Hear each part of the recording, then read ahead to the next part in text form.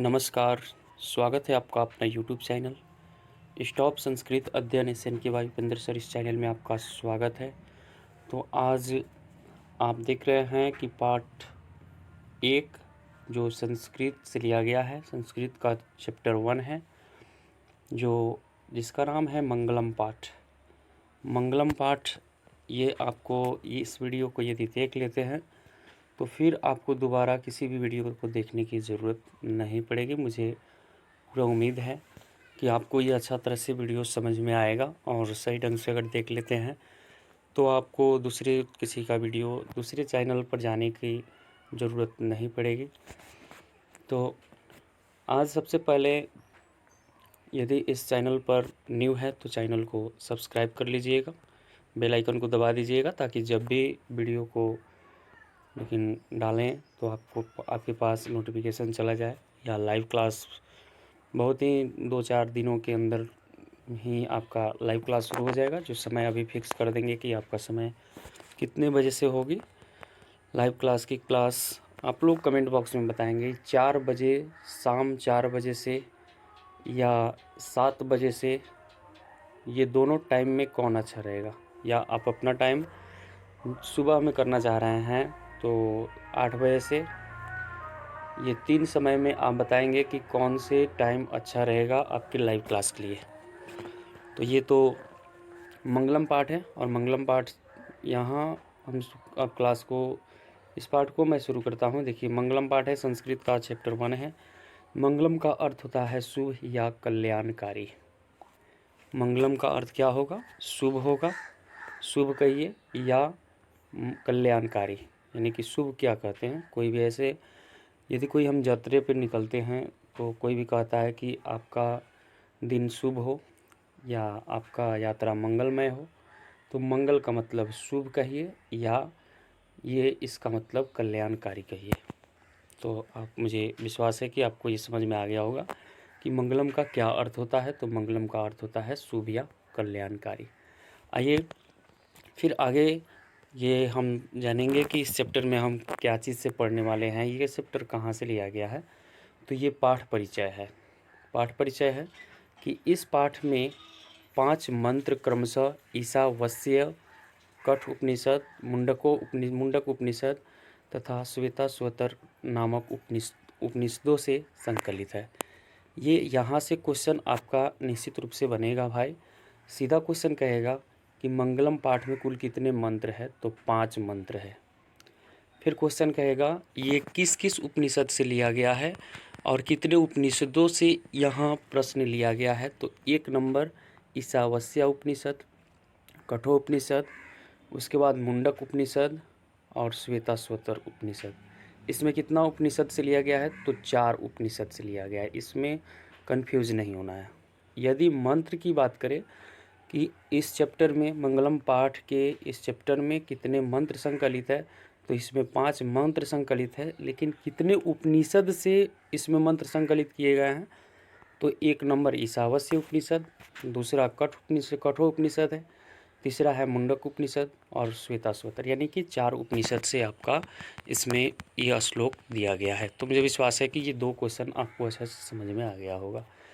अंतिम भाग में आपको क्वेश्चन भी देखने को मिलेगा, ऑब्जेक्टिव और सब्जेक्टिव क्वेश्चन इसी यूट्यूब चैनल में और आपका लेकिन बताएंगे। तो देखिए, आपको समझ में मुझे विश्वास है कि आ गया होगा। यहाँ से 2 क्वेश्चन क्लियर पूछे जाते हैं कि मंगलम पाठ में कुल कितने मंत्र संकलित होते हैं। तो संकलित कितने हैं? 5। कितने उपनिषद से लिया गया है, तो 4। मंत्र कितने हैं? 5। और कितने उपनिषद से, तो 4। ये इसको याद रखना है। बढ़ते हैं आगे। कह रहा है कि ये मंगलाचरण के रूप में पठनीय है। ये इसमें मंगलम के बारे में, मंगल या शुभ या कल्याण के बारे में हमको इस चैप्टर में हमको पढ़ना है। वैदिक साहित्य में शुद्ध आध्यात्मिक ग्रंथों के रूप में उपनिषदों का महत्व है। आध्यात्मिक हमें यानी कि उपनिषद की अध्ययन करना बहुत ही ज़रूरी है और हमारे जीवन के लिए बहुत ही महत्वपूर्ण है। उपनिषद के बारे में जानना और उपनिषद का ज्ञान अर्जित करना, ये हमारे लिए बहुत ही लेकिन ज़रूरी है। फिर आगे क्या कह रहा है इन्हें पढ़ने से परम सत्य के प्रति आदरपूर्ण आस्था या विश्वास उत्पन्न होती है। ये उपनिषद पढ़ने से क्या क्या होती है, तो इससे आस्था और विश्वास जो है उत्पन्न होती है, विश्वास बढ़ती है। उसके आगे क्या कह रहा है कि सत्य के खोज की ओर मन का झुकाव होता है। सत्य की खोज में आप पड़ जाएंगे। ये उपनिषद पढ़ने से क्या होगा कि आप सत्य की खोज में जुड़ जाएंगे, खोजने लगेंगे कि सत्य कहाँ है, क्या है। सत्य की राह से ही आप स्वर्ग की प्राप्ति कर सकते हैं।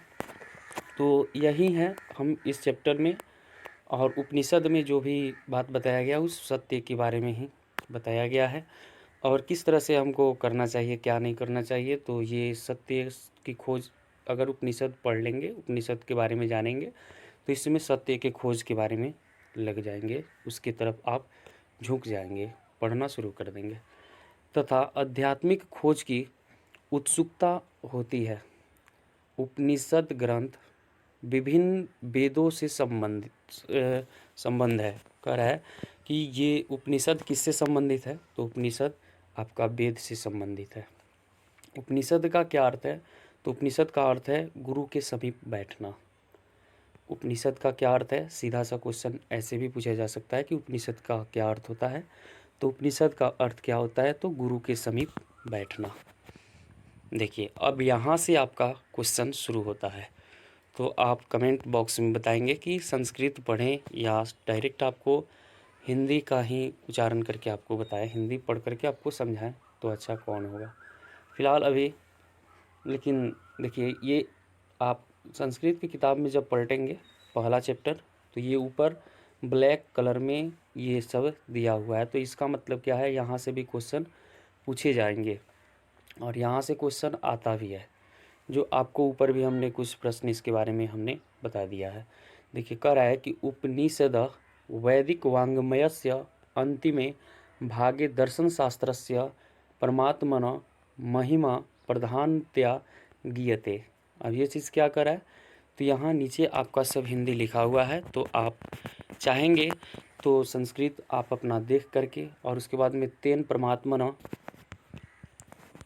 परमात्मना जगत, उसके बाद कह रहा है कि व्याप्तम नुशासित चासित च स एव सर्वेषां तपसां परमं लक्ष्यम अस्मिन् पाठे।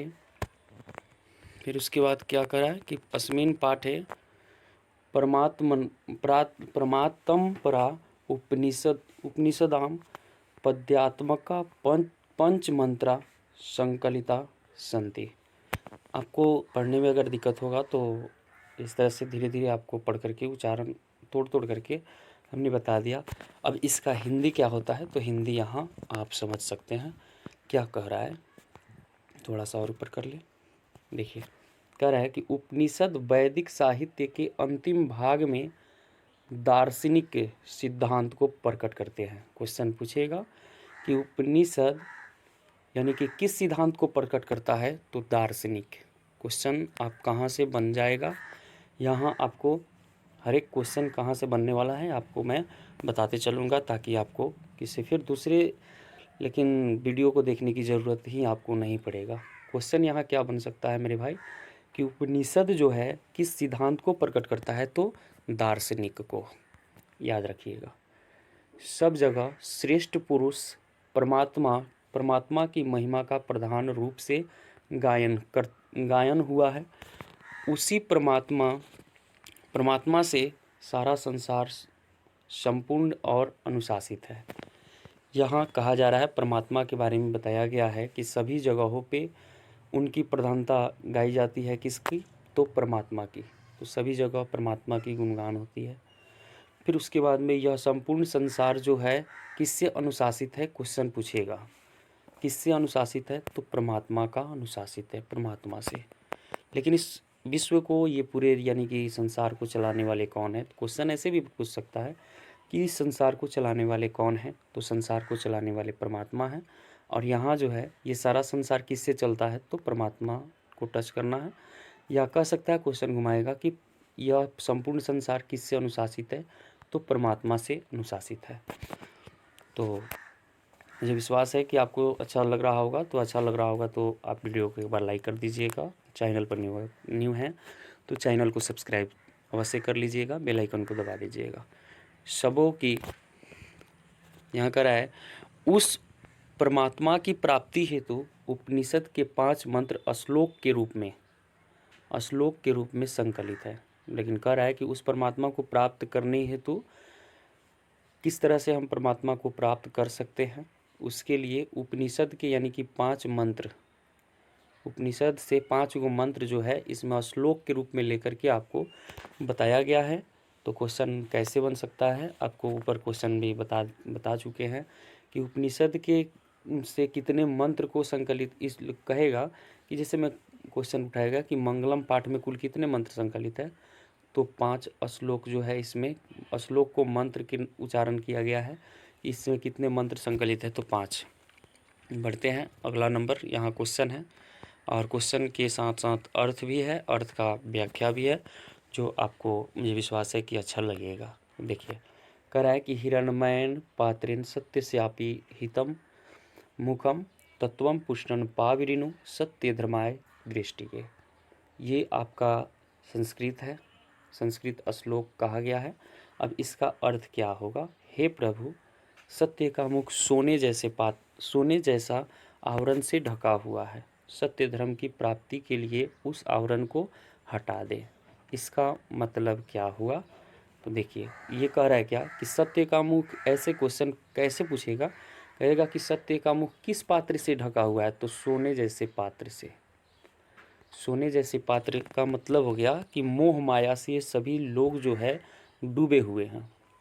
सबके अंदर मोह माया ये जो है रहता है, और इस मोह माया जो है, मोह माया की वजह से लोग सत्य की रास्ते को नहीं ढूंढ पाते हैं और वे स्वर्ग की प्राप्ति नहीं कर पाते हैं। इसीलिए कह रहे हैं क्या कि सत्य धर्म की प्राप्ति के लिए उस आवरण को आप हटा दें। लेकिन जो सोने जैसे पात्र से मुख को, सत्य का मुख को ढक दिया गया है, उसे हटा देंगे तो सत्य की हमें राह दिख जाएगा। तो हम सत्य की प्राप्ति करके हम ईश्वर को प्राप्त कर सकते हैं और हम स्वर्ग की प्राप्ति कर सकते हैं। तो इसलिए ये इसमें आग्रह ईश्वर से किया जा रहा है कि हे प्रभु, ये सत्य का मुख जो है, सत्य का मुख सोने जैसे पात्र से ढका हुआ है, तो इस चीज़ को आप हटा देंगे। सोने जैसे पात्र, सत्य धर्म की प्राप्ति के लिए हमको सत्य की धर्म की राह पर चलना है, आप इस आवरण को हटा दें। अब इसका व्याख्या करके आपको हम बता रहे हैं। व्याख्या, इसका मतलब क्या हुआ? कह रहा है कि व्याख्या आप देखेंगे। प्रस्तुत श्लोक ईशावास्य उपनिषद से संकलित तथा मंगलम पाठ से सदगृहीत है। कहने का मतलब है यह पाठ कहाँ से लिया गया है? तो मंगलम पाठ से लिया गया है। लेकिन यह श्लोक कहाँ से लिया गया? तो ईशावास्य उपनिषद से लिया गया है। क्वेश्चन पूछिएगा मेरे दोस्त, कह देगा कि हिरण्मयन पात्रेन सत्यस्यापि, ये जो श्लोक है ये कहाँ से लिया गया है? तो ईशावास्य उपनिषद से लिया गया है। या क्वेश्चन ऐसे भी कह सकता है कि मंगलम पाठ के प्रथम श्लोक कहाँ से लिया गया है? तो ईशावास्य उपनिषद से लिया गया है। तो इसमें आपको कंफ्यूज नहीं होना है और इसको टच करना है कि ईशावास्य उपनिषद से संकलित है, जो मंगलम पाठ का नाम दिया गया है और वे ईशावास्य उपनिषद से लिया गया है। इसमें सत्य के विषय में कहा गया है कि सांसारिक मोह माया के कारण विद्वान भी उस सत्य की प्राप्ति नहीं कर पाते हैं। देखिए, बात आया, सत्य का मुख किस पात्र से ढका हुआ है? तो सोने जैसे पात्र। यही चीज़ कह रहा है कि सत्य के विषय में कहा गया। क्या चीज़ के बारे में कहा गया? ऐसे भी प्रश्न पूछ देगा कि ईशावास्य उपनिषद जो है इसमें किसके विषय में कहा गया है? तो सत्य के बारे में कहा गया है। क्वेश्चन क्या होगा मेरे दोस्त? कहेगा कि ईशावास्य उपनिषद किसके बारे में, किसके विषय में कहा गया है ईशावास्य उपनिषद में? तो ये सत्य के बारे में कहा गया है। तो इसमें सत्य के बारे में कहा गया है और इसमें सांसारिक मोह माया के कारण, जिस व्यक्ति के पास मोह माया हो जाएगा, चाहे वह विद्वान हो, चाहे कोई भी ऐसे मानव हो, चाहे कोई भी हो, जिसको माया मोह हो जाएगा, वह सत्य की रास्ते की, वे सत्य की प्राप्ति नहीं कर पाते हैं। मोह माया जिससे भी हो जाए वो सत्य की प्राप्ति नहीं कर सकते हैं। फिर उसके बाद बढ़ाते हैं थोड़ा आगे। फिर आगे देखिए कह रहा है कि क्योंकि संसारिक चका चकाचौंध में वह सत्य इस प्रकार बढ़ जाता है कि मनुष्य जीवन भर अनावश्यक भटकता रहता है। इसीलिए ईश्वर से प्रार्थना की गई है कि हे प्रभु, उस माया से मन को हटा दो ताकि परमपिता परमेश्वर को प्राप्त कर सके। अब इसमें क्या कर रहा है, वहीं भगवान ईश्वर से प्रार्थना किया गया है कि उस आवरण को, उस चीज़ को, मोह माया को मेरे अंदर से आप हटा दीजिए ताकि मैं ईश्वर को प्राप्त कर सकूं, यानी कि सत्य की राह पर मैं चल सकूं। बढ़ते हैं आगे। दूसरा नंबर ये श्लोक है क्या, दूसरा श्लोक कह रहा है कि अनोर्ज्ञान महतो मह्यान आत्मास्य जंतोर्निहितो गुहायाम तम क्रतु पश्यतु बीत शोको धातु प्रसादनम हिमात्मना हिमान मात्मना। अब ये इस चीज़ क्या कर रहा है, देखिए यहाँ से क्वेश्चन निश्चित रूप से पूछे जाते हैं। संस्कृत से आपको तो कोई मतलब ही नहीं रखना है, सिर्फ आपका हिंदी आपको मालूम होना चाहिए। हिंदी क्या कर रहा है अब, क्योंकि आपका जो क्वेश्चन है हिंदी में ही पूछेगा और उसका जवाब आपको हिंदी में देना होगा। देखिए इसका मतलब है कि ये इसका अर्थ क्या होगा, इसका इस श्लोक का अर्थ क्या हो जाएगा, तो देखेंगे। अर्थ बोल रहा है कि मनुष्य की हृदय रूपी गुफा में अणु से भी छोटा और महान से भी महान आत्मा विद्यमान है। ये क्वेश्चन बहुत बार रिपीट किया गया है मेरे दोस्त कि मानव के हृदय रूपी गुफा में कौन निवास करता है, तो आत्मा निवास करता है। क्या समझे, कहेगा क्या कि मनुष्य के हृदय रूपी गुफा में कौन निवास करता है, तो आत्मा निवास करता है। फिर क्वेश्चन ऐसे भी घुमा देगा कि अणु से भी अणु या छोटा से भी छोटा या अणु से भी छोटा और महान से भी महान क्या है, तो इसका भी जवाब क्या हो जाएगा, आत्मा। इस क्वेश्चन को 2-3 पार्ट में बांटता है। क्या कहेगा कि छोटा से भी छोटा क्या है या महान से भी महान क्या है, तो भी आत्मा जवाब हो जाएगा। अणु से भी छोटा कौन है, तो आत्मा है। फिर क्वेश्चन कर सकता है कि अणु से भी छोटा और महान से भी महान क्या है, तो मेरे दोस्त क्या है, आत्मा है।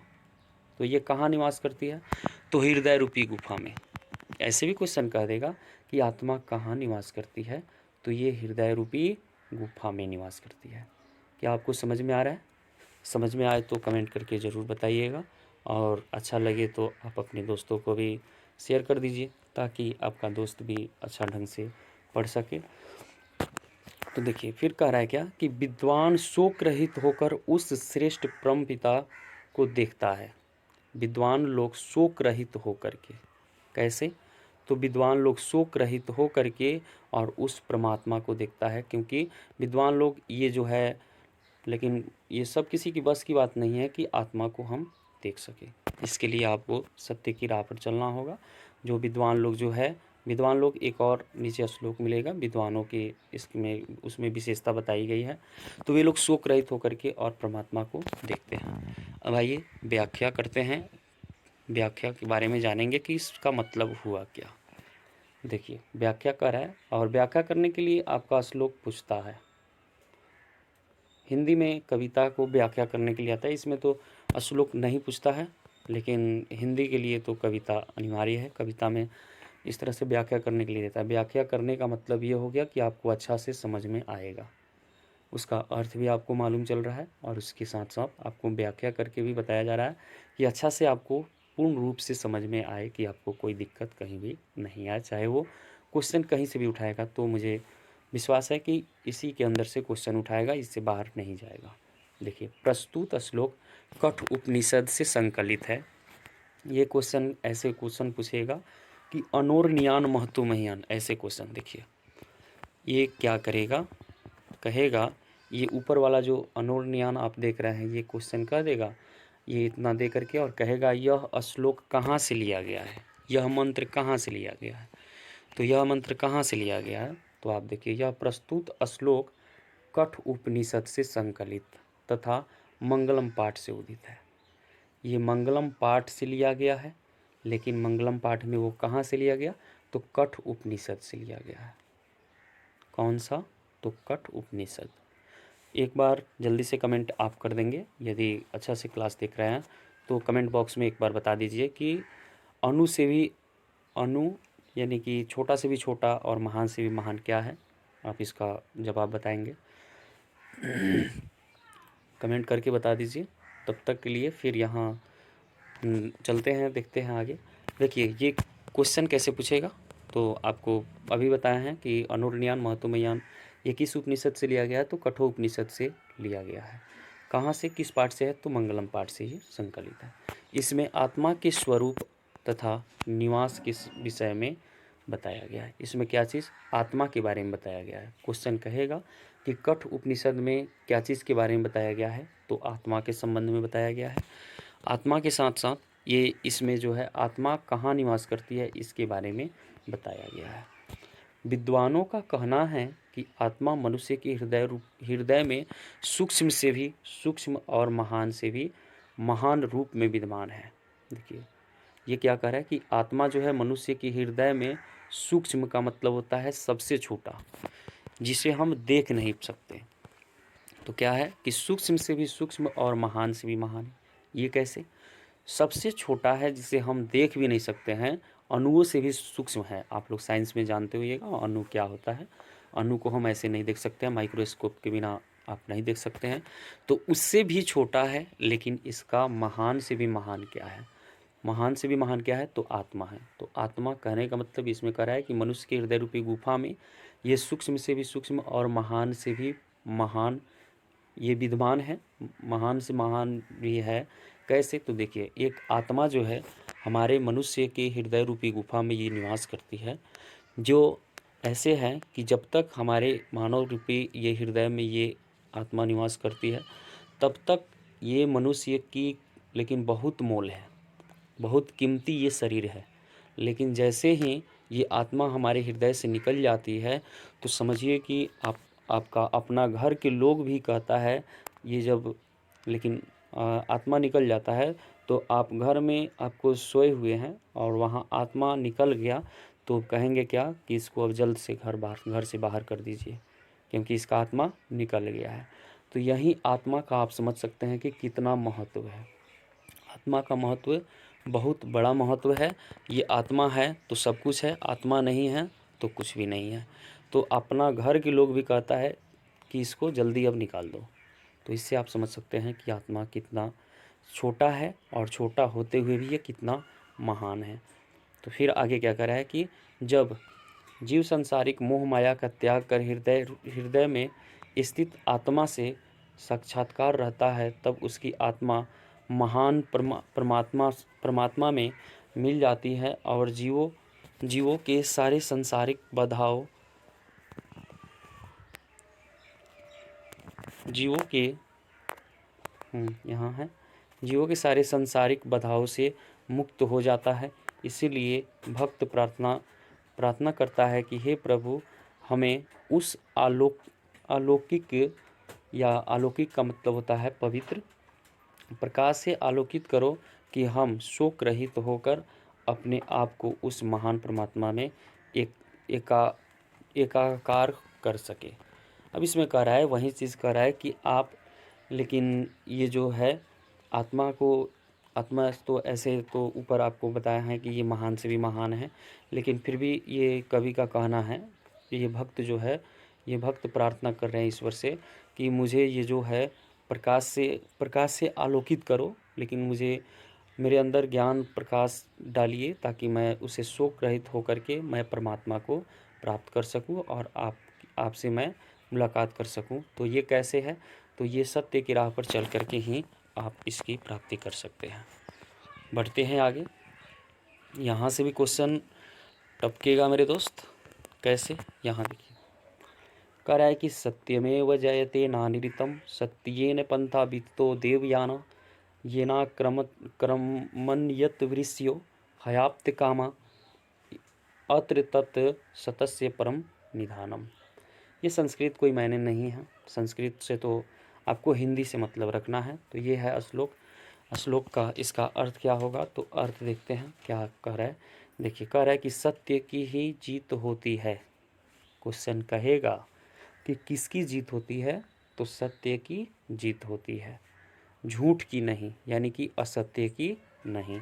क्वेश्चन कह सकता है कि किसकी जीत नहीं होती है, तो झूठ की या असत्य की। ऑप्शन देगा असत्य की। किसकी जीत होती है, तो सत्य की। दो क्वेश्चन यहाँ से याद कर लेना है।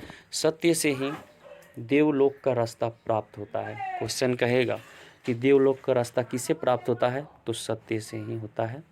फिर उसके बाद कह रहा है ऋषि लोग देवलोक को प्राप्त करने के लिए उस सत्य को प्राप्त करते हैं। क्वेश्चन कह सकता है कि ऋषि लोग देवलोक को प्राप्त करने के लिए किस रास्ते से वे जाते हैं या किससे प्राप्त करते हैं, तो वे सत्य को सत्य से ही प्राप्त करते हैं, जहाँ सत्य का भंडार है। जो व्यक्ति जिसके पास सत्य की भंडार होते हैं, सत्य की राह पर चलते हैं, वे वहीं इस पूरे संसार में यानी कि वह उसका स्वर्ग को प्राप्ति कर सकता है। सत्य की राह पर चल करके वे अपने जीवन को कृतार्थ करते हैं। तो यहाँ आप सत्य के बारे में जाने कि सत्य की जीत होती है। यहाँ से क्वेश्चन ऐसे पूछे जाएंगे, कहाँ कहाँ से क्वेश्चन बनेगा। तो पहला क्वेश्चन तो यही बन जाएगा कि किसकी जीत होती है, तो किसकी जीत होती है, सत्य की। किसकी जीत नहीं होती है, तो असत्य की। सत्य से देवलोक का रास्ता प्राप्त होता है। तो क्वेश्चन कहेगा कि किससे देवलोक का रास्ता प्राप्त होता है, तो सत्य से। 3-4 क्वेश्चन। यह कह रहा है कि ऋषि लोग देवलोक को प्राप्त करने के लिए उस सत्य को प्राप्त करते हैं। तो क्वेश्चन यहाँ बनाएगा कि कैसे प्राप्त करते हैं, तो सत्य से प्राप्त करते हैं। देखिए व्याख्या अब कह रहा है, व्याख्या क्या कह रहा है, व्याख्या कह रहा है मेरे दोस्त, कह रहा है कि व्याख्या में है प्रस्तुत श्लोक मुंडक उपनिषद से संकलित तथा मंगलम पाठ से उदित है। कह रहा है कि ये भी क्वेश्चन कहेगा कि ये कहेगा कि सत्यमेव जयते ये श्लोक जो है ये किस उपनिषद से लिया गया है, तो मुंडक उपनिषद से लिया गया है। और ये किस पाठ से है, तो मंगलम पाठ से है। आप मंगलम पाठ के बारे में जान रहे हैं कि मंगलम पाठ ही आप पढ़ रहे हैं। इसमें सत्य के महत्व पर प्रकाश डाला गया है। इसमें क्या चीज़ के बारे में बताया गया है, तो सत्य के ऊपर प्रकाश डाला गया है, सत्य के बारे में बताया गया है।